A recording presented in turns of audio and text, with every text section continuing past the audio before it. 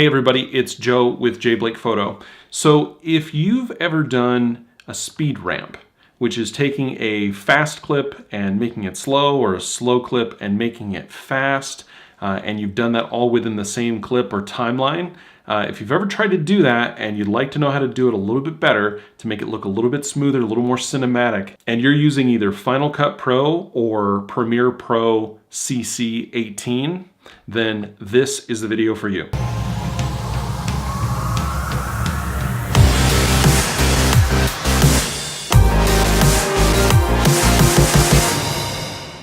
So in a previous video where I talked about switching from Premiere CC to Final Cut Pro 10 on the Mac, I mentioned that one of the features I was really looking for was the ability to do speed ramps in my videos, which is basically where you take a video that has a constant speed and you either speed it up or slow it down, but in between the sped up part or the slowed down part, you have a transition period where it kind of slows down gradually or speeds up gradually. Now, it's really hard to achieve this using just straight cuts. So Premiere and Final Cut both have features in them called a speed ramp that allows you to do a variable speed increase or decrease. I had a really hard time finding tutorial videos on YouTube or really anywhere else for Final Cut. So the Premiere stuff, there's tons of it out there, right? Peter McKinnon has a great video on it. But I found that using Final Cut, there weren't as many tutorials out there. So I wanted to make one. But while I was at it, I thought that I'd do the same thing for Premiere and just kind of compare the two processes so you can see the difference between the two. So let's go ahead and hop in and take a look.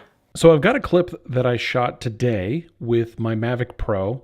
I shot this clip in 4K. 30 frames a second using the D-Log profile, the landscape settings. So I think it's +1 on sharpness. Anyway, that's not the point of this video. So kind of like I had said before, I had a really hard time when I switched over to Final Cut Pro trying to figure out how to do a speed ramp. So I want to apply a speed ramp to this video. I want to show you how, and then I'm going to switch over into Adobe Premiere and do it over there too, because it's not hard, it doesn't take long, and I kind of want to see the difference in how long it takes to render these two videos. So this is going to be the same clip. Like I said, this is a 4K clip out of the Mavic Pro, so about 60 megabits a second, and shot at 30 frames per second. So the first thing that we're going to do is, there's a part of this video, if I kind of scrub through here, there's a part of this video where I face the Las Vegas Strip at this kind of sunset time. There it is right there. Okay, so I want to go ahead and set an in point right about here. I'm going to use just I to set that in point. And then I'm going to come in, I want to say maybe 20 or 30 seconds before I spun the drone back around. It looks to be right about there. Okay, so I'm going to go ahead and set my playhead, and I'm just going to use my keyboard just to kind of step back a few frames. Again, this is a 4K clip, so, and I'm not using optimized media or proxy files. This is just, I literally just dropped this onto my iMac from the card on the drone. So if you've watched my previous videos, you know that I'm running a 2011 iMac with maxed out RAM and an SSD that I put in, but it does pretty well using Final Cut. So there we go. I think that's our last good usable frame. And so I'm going to go ahead and hit O to set my out point. You can see there that I have my in and my out. And then I'm just going to go ahead and hit E, and there it just drops it down onto the timeline. Now, if I was doing more cuts, I can tell you using just I, O, E, sounds like a nursery rhyme, but it makes it really, really easy just to cut through these clips really fast. Okay, so here's our clip. We've got it all taken care of. We know where we're going to start, where we're going to end. Looks like it's about 23 seconds long. So that is perfect. So now I'm going to go ahead and click on this clip. What I want to try is in the middle of this clip, I just want to speed up the drone flight. Now, I was in sport mode. I was actually going pretty fast, but I want to go ahead and make it just a little bit faster. So I think probably right around here, right at that 5-second mark, and then probably to the 20-second mark. and then I want to make it 3 or 4 times faster. So what we're going to do is I'm going to hit R, and what R does is it sets Final Cut Pro to select a range. So instead of selecting an entire clip, I can actually select from here and just select the parts of this particular clip. Now I know that there are people who will try and do this with the blade tool and all that sort of stuff. This is really easy, and it lets you do it nice and smooth, so it just looks better. So we've got this range selected here, and I'm going to go ahead and click here, and I'm going to go to custom speed, and I'm just going to go ahead and hit 100. And now I'm going to change this, just this section, and I want to go, let's try 350%. Okay, now here's where it becomes interesting. You can automatically see that you've got some new controls on your timeline. So the blue one here, or the purple one, where it says fast, 350%, and you can, of course you can change that if you want to. That's the speed that you've reached when you've reached your full speed. But you'll also notice that out here, and also on the other side of the clip, it's giving you these handles. And obviously over here it's 100%, but here is your in and your out, or rather your start and your finish for your ramp. It makes it just super easy. You can also control how long the transition is. So if I want to make the transition really short and just have it go really quickly from a 100% speed to 400% speed, I can.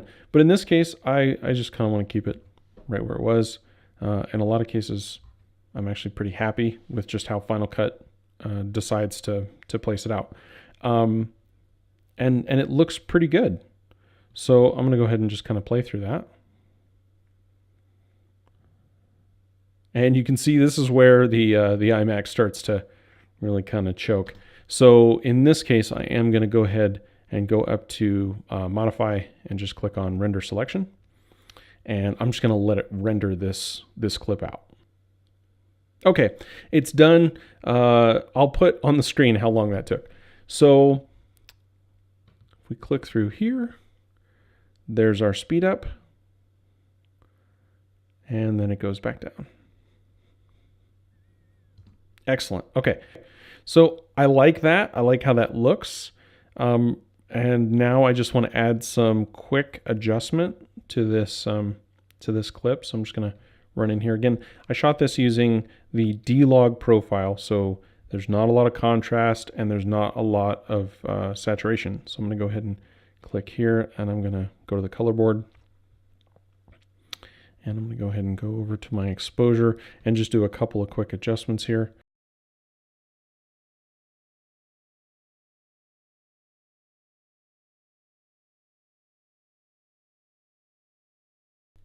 Okay, so just a couple of quick adjustments, added just a little bit of contrast and increased just some of the saturation, and it's looking pretty good. Okay, so now I'm just going to go ahead and export this.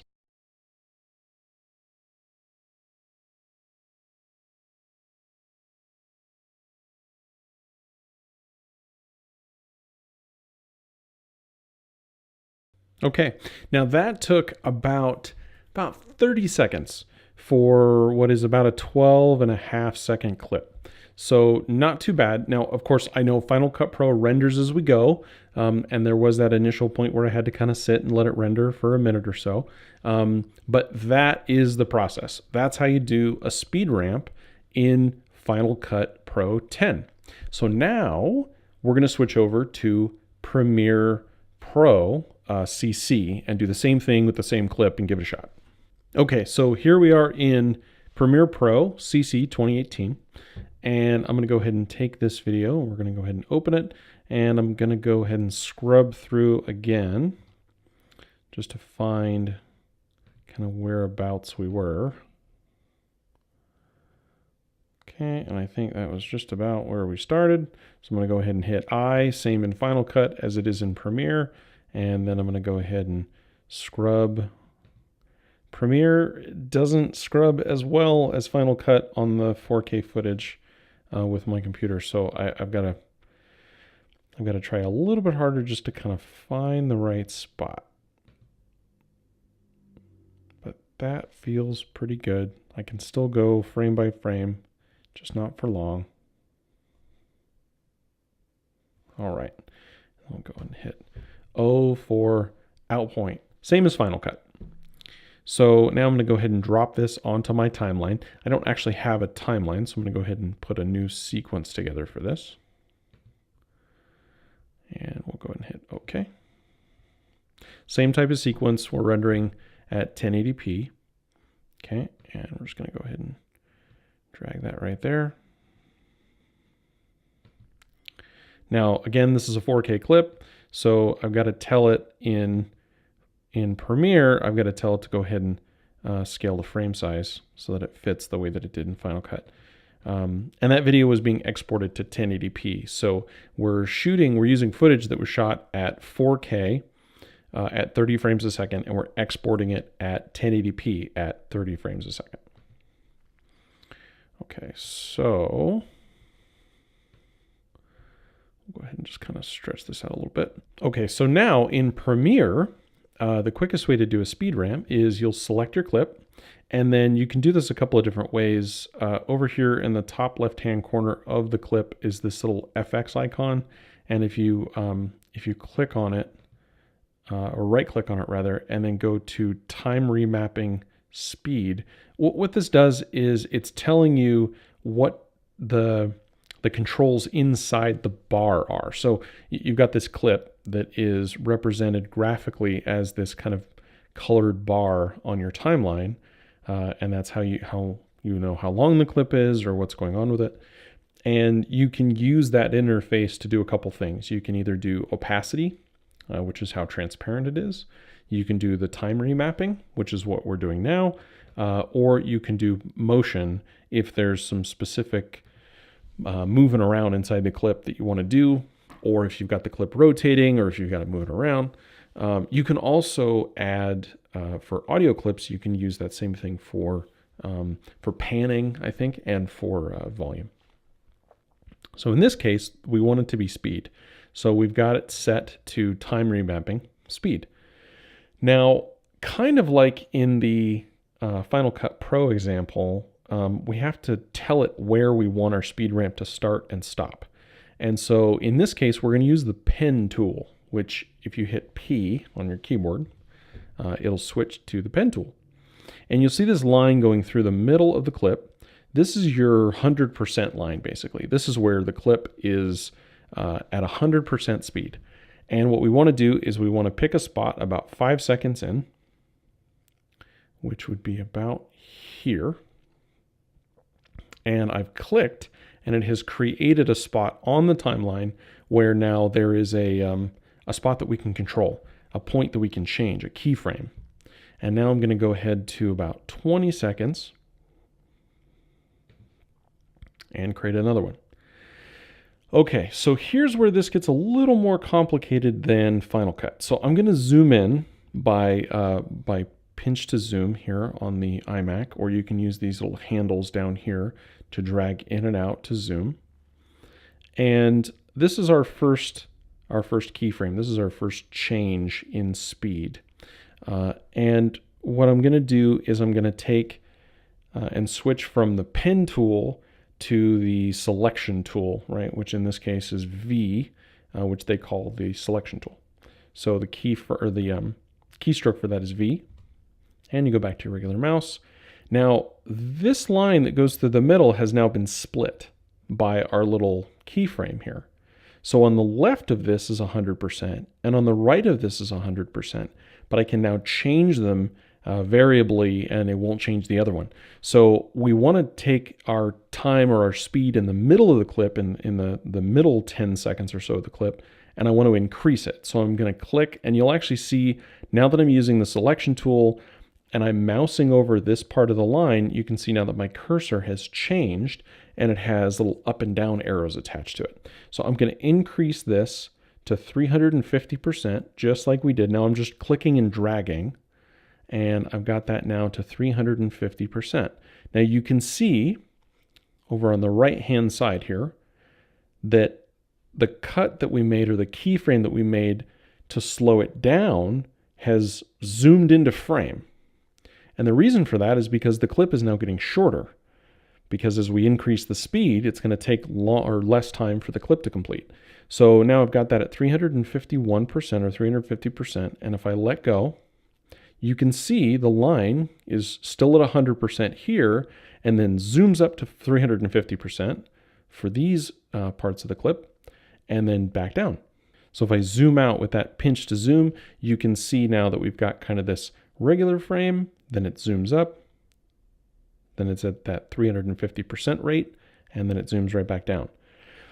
So what we have here is basically a clip that suddenly goes from 100% to 350%, which isn't a speed ramp. I could have done this with the blade tool, right? I could have cut the clip and just changed the middle bits to be 350% and just been done with it. But the whole point of a speed ramp is you want a transition. So to do a transition in Premiere, what you're going to do is you're going to zoom in to this part again, and we've got our selection tool, and we're going to select this little grabber up at the top. This grabber is actually two different points. It's an in and an out. And we're going to drag it out to expand it. And you'll see now that it's basically the start of the speed ramp and the end of the speed ramp. The other thing that you see when you open it up like that is that it has this little curve, or what's called a Bezier curve. Basically, it's got these handles on it that let you change it from being kind of this diagonal line to more of a curve or a kind of a swooped line. So we can take these handles and we can change it to be a little bit more kind of gradual in and out. And then if we scroll through to the other side, we can do the same thing with this one. And you can make it more or less exaggerated. Okay. And then we zoom out. So now you can see that that is what it's going to do. Now I want to render this clip, so I've got it selected, and I'm just going to go ahead and hit enter. And it's going to render the clip for me.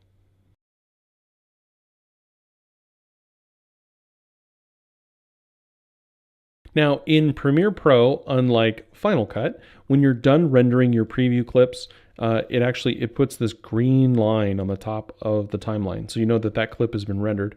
In Final Cut, it's got dots at the top, and that's how you know that the clip still needs to be rendered.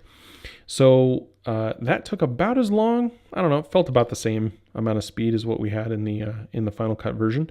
And now you'll see there's our speed ramp, it speeds up. All right, so now I've got the speed ramp set up the way we want, and I'm going to go ahead and hop over into Lumetri Color, and we're going to go ahead and just do a couple of quick adjustments.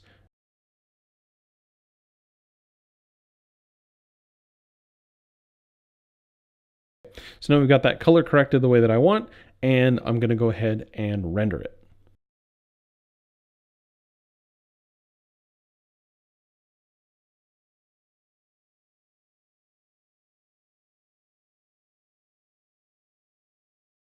Okay, so that took like 4 minutes to render. So definitely for me, still better off using Final Cut Pro for speed ramps. But like I said, when I first looked for tutorials on this, it was really hard. In Premiere Pro, there's a lot of stuff out there, but for Final Cut, it was a lot harder. I saw a lot of people using the blade tool, cutting clips to switch times between them. And I find that just doing the speed ramp with the smooth transition between different speeds just looks a lot more cinematic, and it really just makes the clip look a lot better. So I hope you enjoyed this tutorial. I hope this worked well for you. I'd love to see what you do with it. Go ahead and make some videos and throw them in the comments. If you like videos like this, go ahead and hit the like button. If you want to share this with your friends, go ahead and hit share. And if you're not already subscribed to my channel, go ahead and hit subscribe. So you can see more cool stuff like this. So I'll see you in the next video.